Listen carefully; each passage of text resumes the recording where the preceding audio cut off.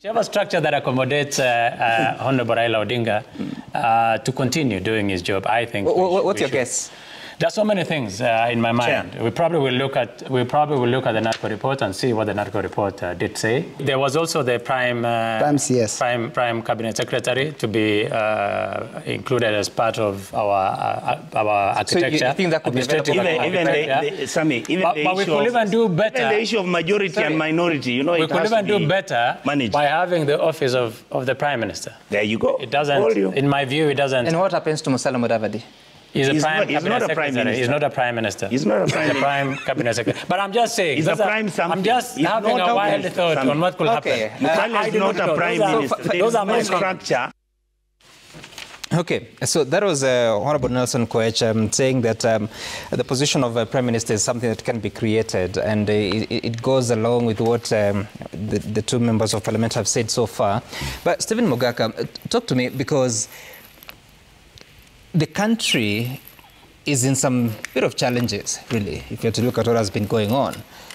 For us to have conversations on how to accommodate Raila Odinga, are we looking at the priorities, knowing too well that the structure of our constitution is that we have both the majority and the minority, especially in the House, but when it comes to the leadership of the country, Kenyans vote to elect the president. They don't elect the president and then the first runners-up comes to form government with him or with her. What would this be? Isn't it an abuse of the constitution and the processes in what is called an election? Thank you. In law, we say the constitution and the law is a living instrument. It is not set and to operate in vacuum or vacuum, as we say it in legal parlance. And that being so, I want first to dispel what my brother Makau Mulu is trying to say. There is no doubt that Kenya presented its very best candidate for AUC. Listening to the Kenyans' comment about that endeavor, other than the playback of the Kijana wa Malwa Raila phobia and Raila mania, there is no doubt that we presented the best of the best. That being so, unless we still subscribe to the crude thinking that the best produce is for export and not for local consumption, I would be very worried if anybody imagined that we can present such a candidate for Africa and yet not find use for him locally. In fact, Baba is required more locally than in the continent. Is only that since 2027 is where it is, we needed to occupy the continental space and provide leadership. You say he's needed locally? Yes. To do what? He is needed locally, first as a citizen. Remember, Baba is a top reformist that this country has ever celebrated about. And the architecture of the current constitution has a very big footprint. Baba and the way he mutates, it doesn't matter whether he's in government or out of government. What he says is almost law in this republic. And therefore, at a time like now, when we have a broad-based government. That's what Raila says is law. What are you saying? Who has ever been sworn as a president of this republic without being sworn by the official chief justice? And it is still business as usual. Who has said in this republic that Kibaki tosha, and it happens to be so? Who has said that the country must respect the constitution and the country has is the constitution respected? So, like him or not, Baba is a major influencer in this. That's what I'm saying. I hear that. Yes. I'm just wondering, you're saying that the country needs him. Yes. To do what exactly that those in positions are not doing? The country needs Baba just as it needs everybody, because one, Baba commands more than 50% of Kenyan following. Baba leads one of the biggest coalitions, and if what the court said immediately after the election, indeed, the courts did pronounce themselves that the coalition led by Baba was the biggest in numerics in Parliament, never mind what has happened since then. And therefore, a person who received more than 50% endorsement of Kenyans in terms of representation of the people, that is a person that this country requires. Because it is his manifesto, therefore, that most Kenyans got persuaded by and elected more of. No, but they elected members a different on that person for president. Sorry? They elected a different person for president. Just like they elected Kibaki and denied him the numerical strength in Parliament, that is how the election played out, or so we are told. And that is why I am like a person who has drawn such trust of the people of Kenya. Yep. Is a person this country requires, and therefore his return back home. Yes. What you want him to do? I want him to play his role as in leadership, in improving governance, in making the executive perform. He has already donated the best of his From what angle? Because, I mean, surely, Mheshimiwa Mogaka, yes. The country is organized in the executive, yes. judiciary, and parliament. Yes. And, also, and of course, the county government. Yes. How do you want him to play his role? Where? He has already donated part of his top brains to the executive. And we expect that that will be expanded, deepened, and strengthened. And he also commands what was... Please break that down. Yes. Expanded, deepened. Yes. What does that mean? What that means is that the broad-based government had just started when Baba went to AUC. It had just started. And from the look of it, and the Kenyans seem to be embracing it, you can only improve on what has been started. And therefore, that is why, in my dream, I look at a more expanded, broad-based government. And therefore, I see more appointments of more patriotic Kenyans into the executive. And I also see, consequentially, changes in the House leaderships to align with the broad-based government setup. And we therefore want to look at Raila as one of those who will be remotely or from the front contributing to strengthening the executive, strengthening the House leadership, the House committees, and the general governance of this republic, particularly the distribution of national resources. Okay, I'll get back to that. Distribution of national resources. Senator, are you persuaded that this is the direction you need to take to have Raila Odinga playing a more pronounced role in the executive or even the legislature, as he says? Sam, good morning once again. And I must say that I don't think most people understand Raila, Raila Odinga. When you talk about Raila Odinga, you must start with some principles. The number one principle that you must start with is, what is politics? Politics is a process by which we engage as a community, as a people, to be able to determine where resources are located. It's a process of discussing who gets what, when, where, and why. That's the fundamental of politics.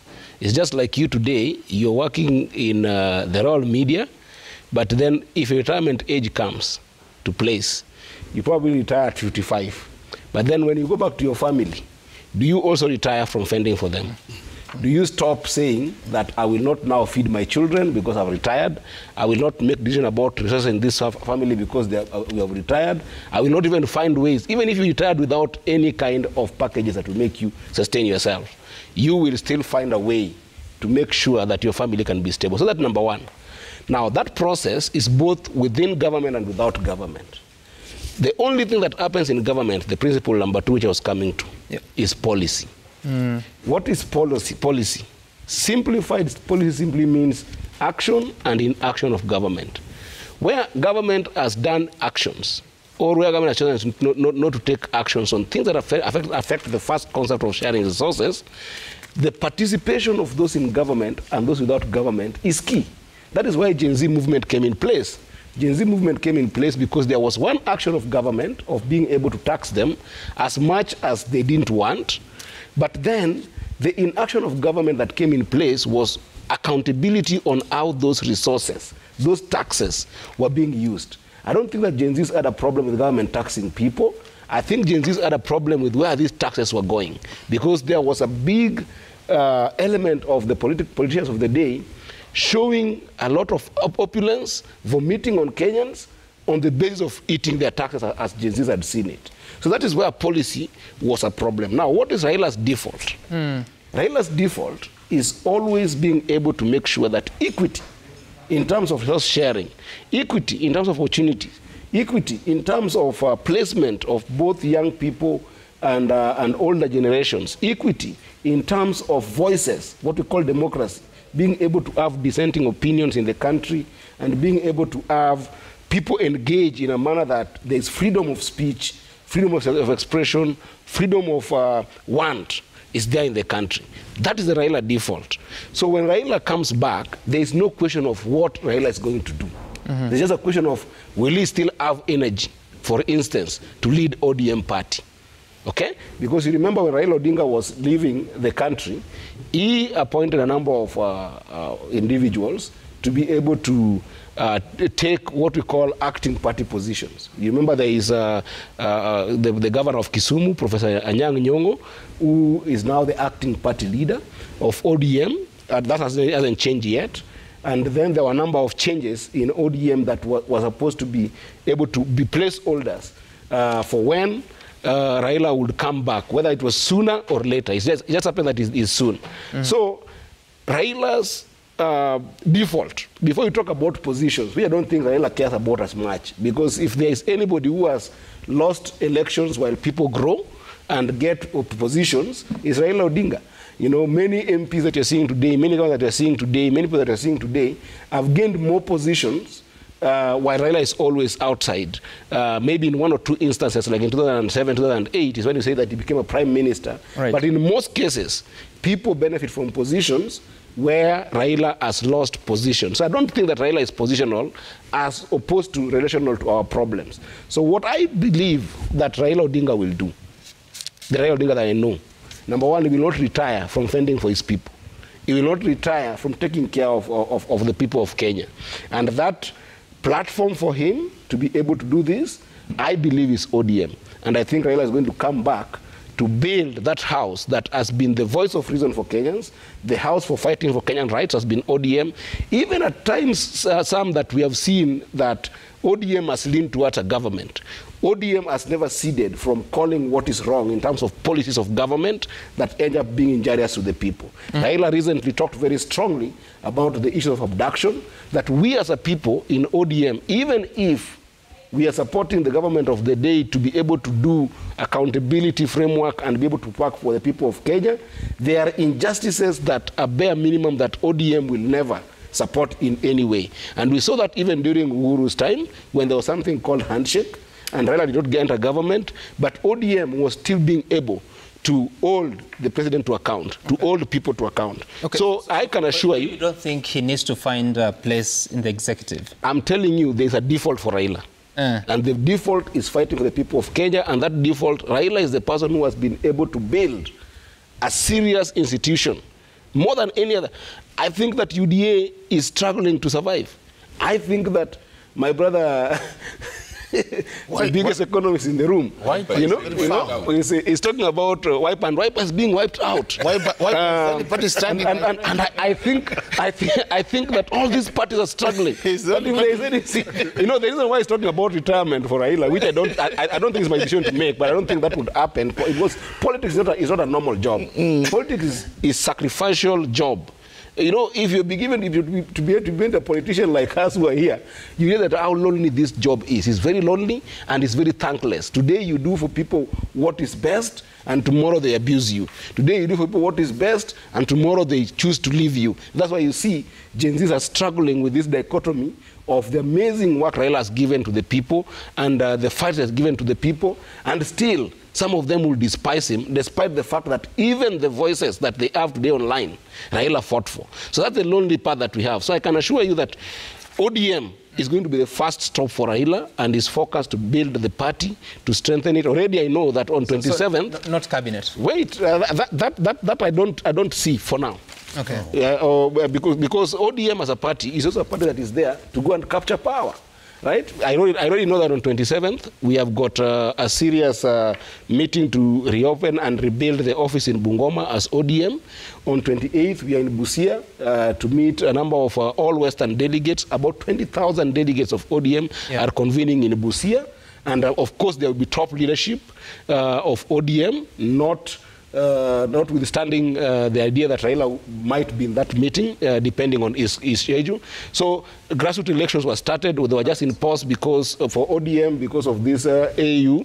And I think that when Raila comes back, we are going to rethink and rebuild that strategy of being able to ensure that grassroots elections and even national elections can be able to come forth for ODM. Remember, Sam, that on 20th of November last year, Trump, despite being elderly, I don't want to call aged, elderly, right, defeated a democratic system in the United States that has been well established for the last 15 years. Yeah. So ODM is there, and I can assure you that ODM is going to field candidates from the grassroots. Yeah.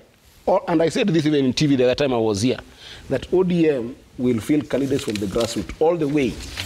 Okay. To the presidency. All right. You confused dates there. The election was on 5th of November 2024 in the US. Yes. That's fine. I want us to take a look at Sam Masika is saying something on X. Just to make it, I don't know him. We just shared the name. He's saying that our inability to think forward prevents us from seeing the future. We cannot change our constitution structure for Raila Odinga, who has lived all his useful life. What else do we expect him to do more? It is selfish. Let him retire. That's what he's saying. But the president, while speaking in Addis Ababa in a dinner that was hosted in the honor of Raila Odinga, said this. That is self-preservation, so that wiper doesn't get wiped out. This moment, as they say, every cloud has a silver lining. When we thought whatever happened on June 25th was a dark day for Kenya, and indeed it was. But it gave birth to a new beginning for our country.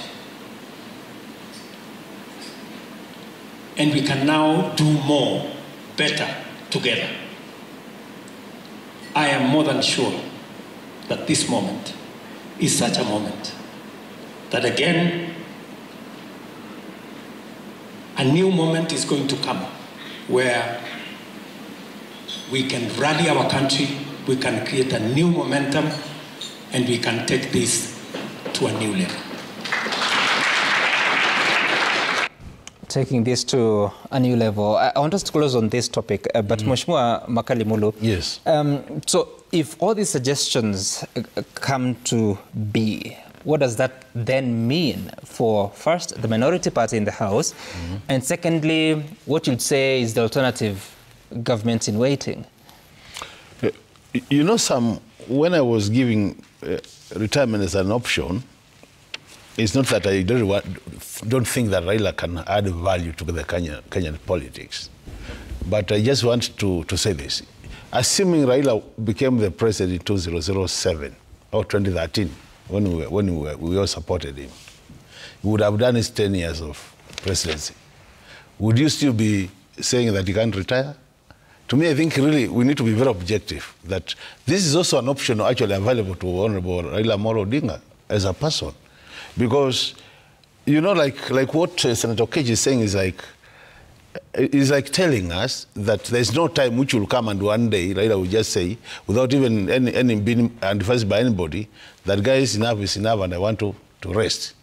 But that is that applicable to all political leaders, including Kalonzo? It is applicable to all. Even Kalonzo could decide to retire. But some of the question you're asking is this: what happens to the minority?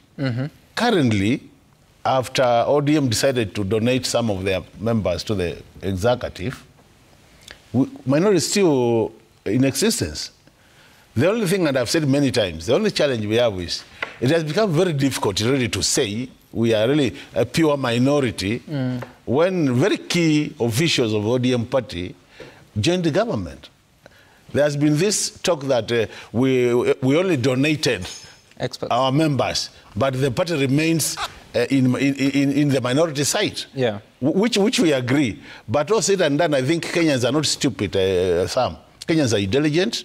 They can see what is happening. And that's why I was raising the issue of, now we are saying because we are in the majority, we want to take part of the committees to chair. If you are the minority, you take all the committees on the majority side. If you are the majority, you take all the committees, and you allow the minority to take what we call the oversight committees. So we should be discussing Kenya Kwanza taking over public accounts, PIC, special accounts, and as me or as a coalition, taking everything else, including budget, all those committees, about 36 of them. Okay. So that in that case, then we have a system which respects the rule of law. Okay. Because we want to have a mix which doesn't make sense to anybody. But all said and done, minority remains us as a party, Wiper now, talking as a Wiper member and a senior ranking member. We are going to provide that minority side, and we've already been very consistent, very firm. We want to assure Kenyans that our party leader, who has emerged to be very strong, will continue being strong, and Wiper in the house will continue playing that role. Now that we have been declared to be the majority in the house. I don't know why they are laughing. I don't know why. Because you know, my brother here says Wiper is actually in the house. Wiper is one of the parties which has remained intact. Look at it.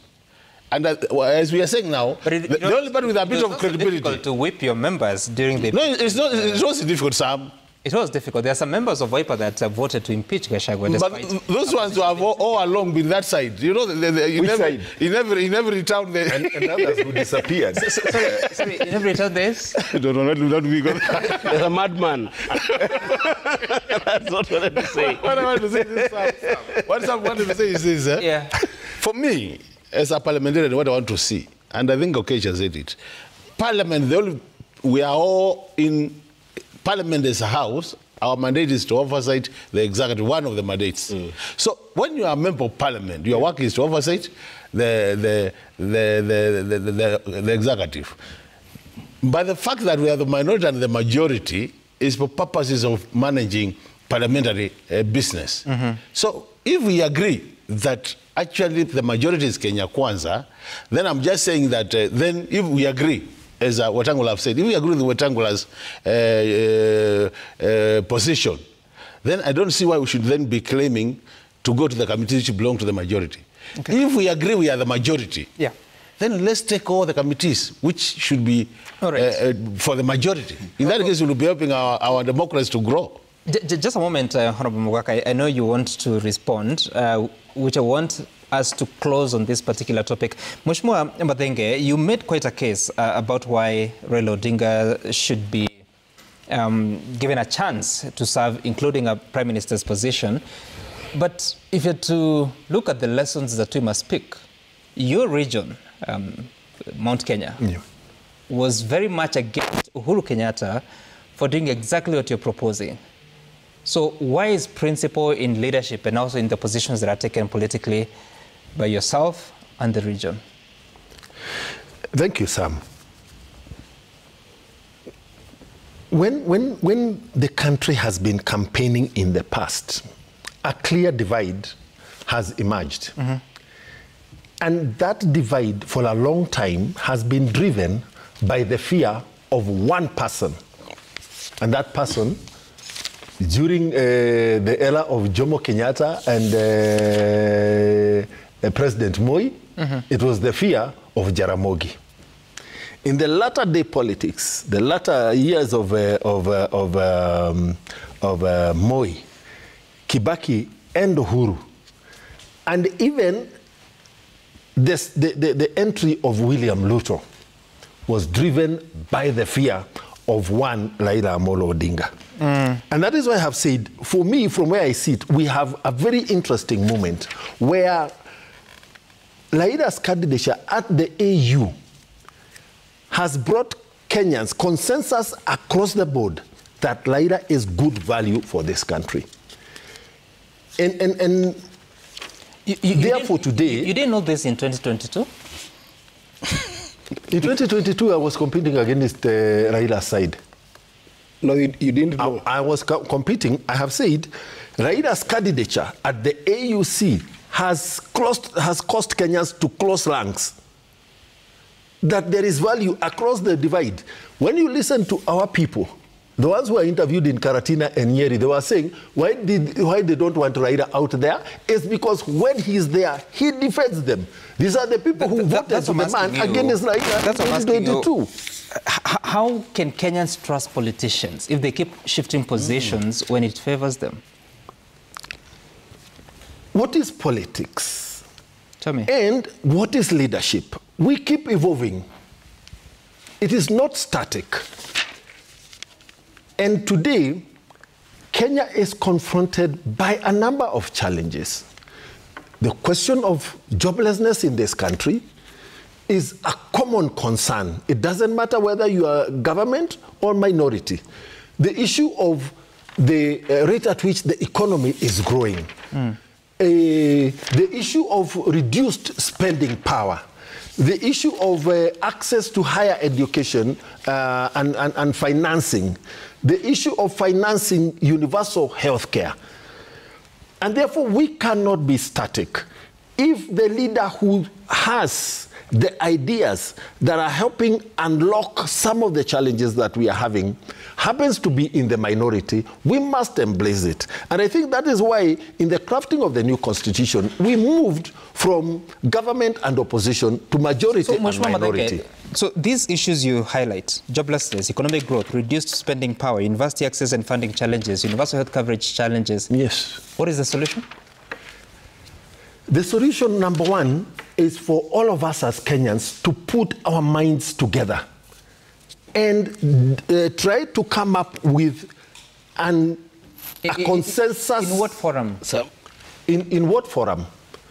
The conversations we are having here, the conversations in the town hall meetings, the conversations at the party levels. And then how do you implement those policies?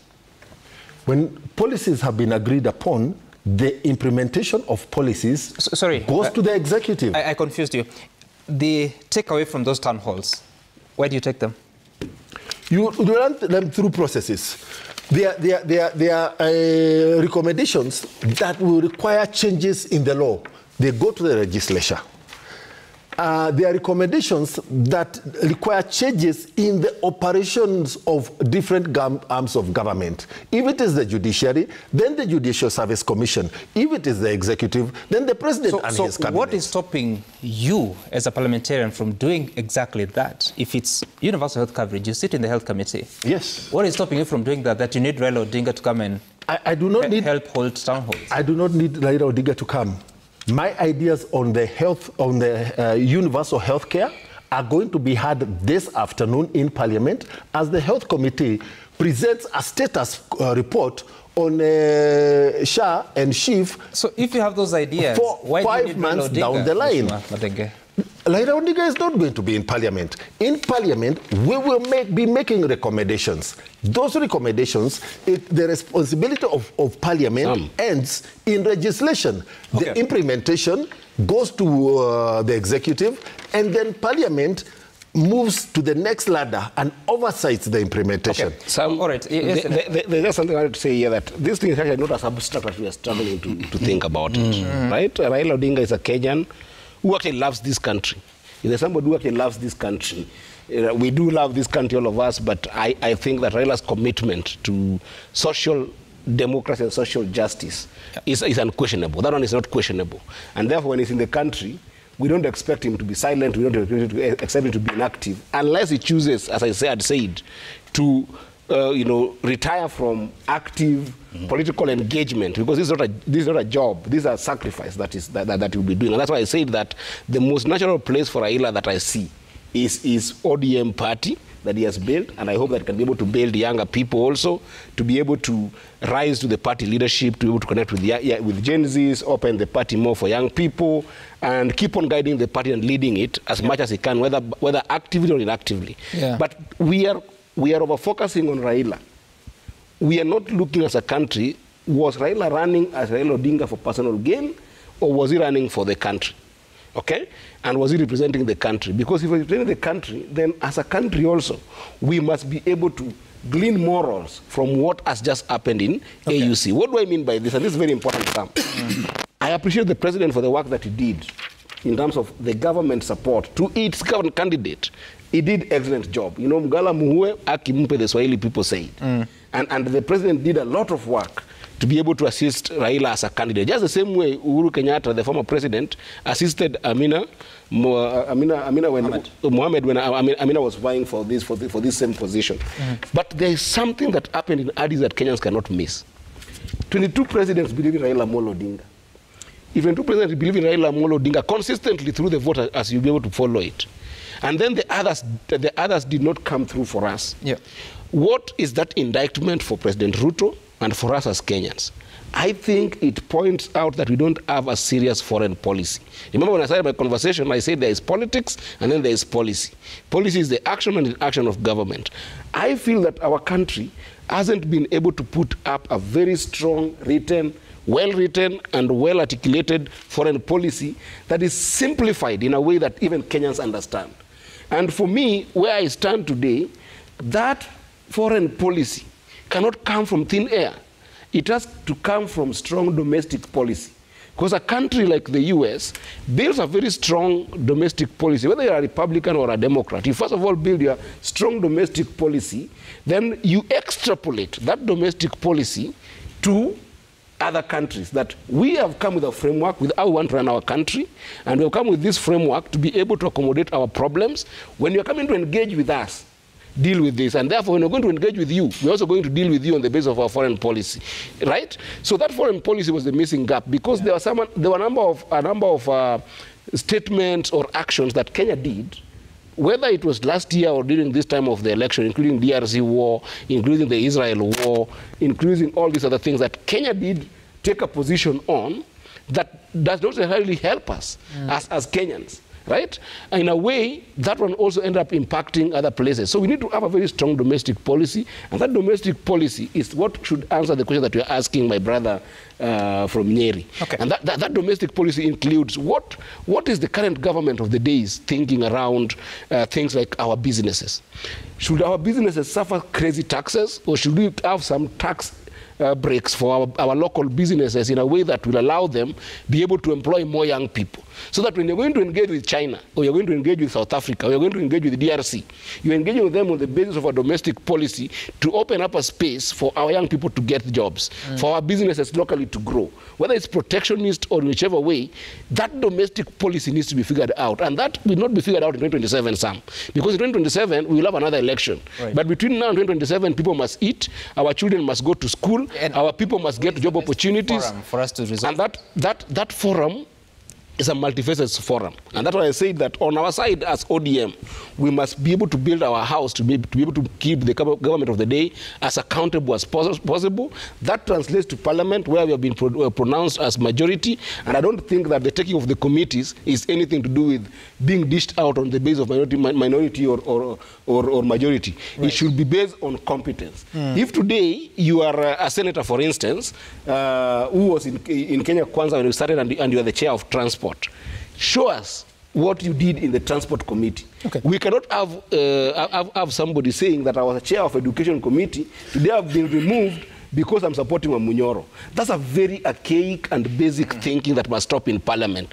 Parliament must also start embracing competency to the best level, because this idea that people run to their tribes when they have become incompetent in government, both executive and Parliament, is just something that must stop. Let the best people... I'll get back to you shortly on that particular point of committees, but what did you want to say, Mheshimiwa Mogaka? I wanted to say, in answer to what you asked my Honorable Madenge, why do we need Raila? Of the government of Kenya today, it is only Raila who championed the enactment of the 2010 Constitution. He was the vision carrier. Dare I say that His Excellency Dr. William Ruto did not support the Constitution. And therefore, for him, President William Ruto, to get to implement this constitution to the expectations of the reformists that shed their blood and lost their lives for it, it is important that you have within easy proximity a champion of that constitutionalism, and that is the more reason. Are you certain about that, Mheshimiwa Mogaka? I am certain about that. I mean, supporting a document or not is a democratic right. And if William Ruto was opposed to the Constitution, but the majority had their way, when he's elected president or deputy president, he has a requirement to implement it, isn't it? He has a requirement. So why does he need help from people that are supporting And it's not just him. Sorry? Why does he need help? The Constitution says this Constitution binds everybody. Constitutions making are very key, because as I say, we have lost so many. You cannot build a house without the architects. Mheshimiwa Mogaka, we have lost so many, including people that sat in the committee of experts. What do we do now? They're gone. Let's go to the preamble of the Constitution. Yes. This Constitution binds everybody. Everybody. On that account, once the Constitution was enacted and passed as Kenya's Constitution, the question of who supported it and who didn't came to an end with the inclusion of that clause binding everybody when they are implementing, interpreting the Constitution. Okay. It's unfortunate, Honorable Mogaka is a lawyer, and he seems to be misleading. I'm not misleading. Constitution making was a process, and so many people were involved in it. So there could have been some who came out as leaders, but really it was a very participatory process. And that's why we say it is our Constitution as Kenyans. And you remember there were sub-teams, task forces which were looking at specific areas.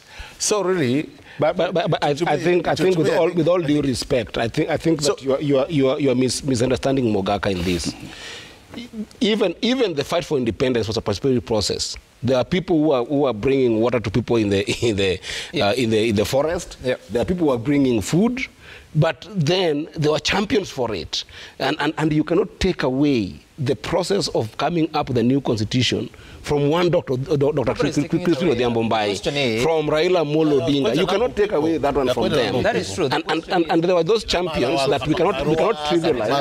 Yes. But the question that I think Mogaka should also accept is that the responsibility of staying to the spirit of that constitution and implementing it to the full lies on all Kenyans. Right. There is nobody who can say that because I did not support this constitution, now I've got an excuse that today I'm in government. If I'm the president of the day and say that I didn't fight for this constitution and then say I'm not performing because I did not support this constitution, that's a wrong one. Senator Okech, we are saying the same thing. Yes. Last week, distinguish between believers and followers. Okay. There were believers and there are followers. Kenyans give themselves. All right, now here we are. It's 15 years since, it will be 15 years in August since the 2010 Constitution was enacted. But some changes happened last week.